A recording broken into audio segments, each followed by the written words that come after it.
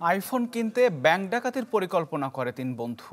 এজন্য গত 1 মাস থেকেই ব্যাংকের ভেতর ও আশপাশ রেকি করে। পরিকল্পনা অনুযায়ী ব্যাংকে ঢুকেই প্রথমে ভাঙে সিসিটিভির ক্যামেরা, নষ্ট করে হার্ড ডিস্ক। কেরানীগঞ্জে আলোচিত ব্যাংক ডাকাতির চেষ্টা নিয়ে সব তথ্য দিয়েছে পুলিশ। এরপর থেকে কেউ আছে কিনা তা জানতে 3 আসামির রিমান্ড চাইবে পুলিশ। বছর শেষের খুশি নগদে হবে বেশি। নগদ পেমেন্টে নির্দিষ্ট ক্যাটাগরির কেনাকাটায় 300 টাকা পর্যন্ত ক্যাশব্যাক।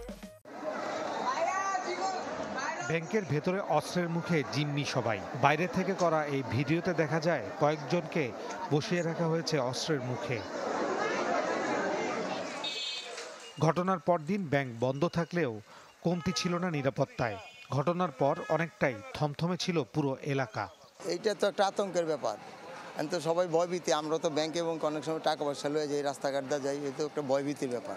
আমি আবার পিজ্জা যে উঠছি, উঠা ঠাই খুলছি, ঠাই খুলে দেখলাম মাথার যে পিস্তল ঠেকা রাখছে আর 8-10 জন বয়ে রয়েছে।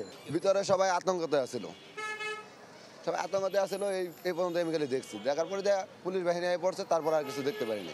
কেরানীগঞ্জের রূপালী ব্যাংকে ডাকাতির ঘটনায় এরই মধ্যে 3 জনকে গ্রেপ্তার করেছে পুলিশ। এই ঘটনায় মামলা হয়েছে দক্ষিণ কেরানীগঞ্জ থানায়। পুলিশের দাবি 3 বন্ধু আইফোন কিনতেই ব্যাংক ডাকাতির পরিকল্পনা করে। গত 1 মাস ধরে রেকি করে আসছে ব্যাংকের ভেতরে ও আশেপাশের এলাকায়।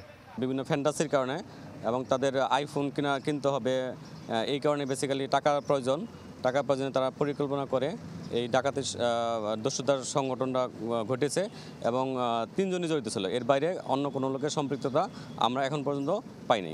ডাকাতিতে জড়িত 3 জন আগে থেকেই একে অপরের পরিচিত ছিল। বিভিন্ন টিভি সিরিয়াল ও সিনেমা দেখে এ ধরনের পরিকল্পনা করে বলে ধারণা পুলিশের। ফয়সাল হোসেন, চ্যানেল 24, ঢাকা।